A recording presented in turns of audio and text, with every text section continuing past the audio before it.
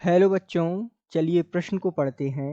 संघट्ट सिद्धांत के अनुसार ताप बढ़ाए जाने पर अभिक्रिया का वेग किस प्रकार बढ़ता है। तो आइए बच्चों, सबसे पहले हम मुख्य अवधारणा को समझते हुए इस प्रश्न को हल करते हैं।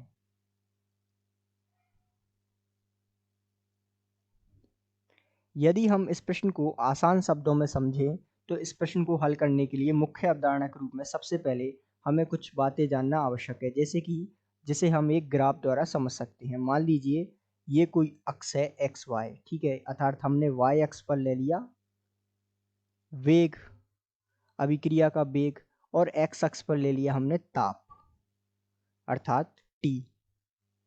तो ध्यान दीजिएगा, जैसे जैसे हम अभिक्रिया का ताप को बढ़ाते जाएंगे अभिक्रिया का वेग जो है बढ़ता चला जाएगा।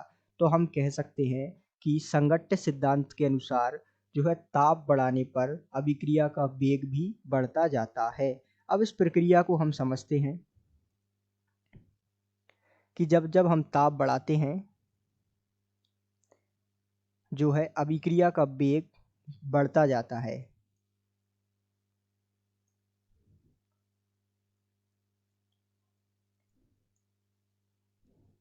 ऐसा क्यों होगा, ऐसा समझने के लिए आइए हम एक उदाहरण द्वारा समझें। मान लीजिए ए, बी और सी जो है अभिकारक हैं। जब इनकी अभिक्रिया हम ए, बी और सी कोई अणु है इससे कराते हैं तो हम ताप बढ़ाएंगे, अर्थात ताप टी बढ़ाने पर होता क्या है, ये जो है आपस में जल्दी जल्दी टकराएंगे, अर्थात इनकी जो गैसीय गति है वो बढ़ जाएगी और गति बढ़ने से ये आपस में जल्दी जल्दी टकराएंगे, अर्थात इनका वेग बढ़ रहा है और वेग बढ़ने से जो है उत्पाद की मात्रा हमें जल्दी जल्दी प्राप्त होगी। तो हम कह सकते हैं कि ताप बढ़ाने से अभिक्रिया का वेग जो है बढ़ता जाता है, क्योंकि जो है अणुओं जो अभिकारक के अणु हैं उनकी गति बढ़ेगी, गति बढ़ने से वो जल्दी जल्दी टकराएंगे और जल्दी जल्दी टकराने से उनका वेग बढ़ जाएगा। यहाँ एक और मुख्य बात हम समझ सकते हैं क्या, कि 10 डिग्री सेल्सियस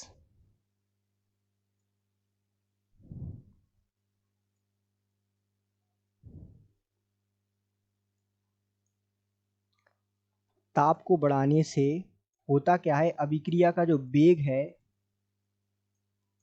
वो 2 से 3 गुना बढ़ जाता है।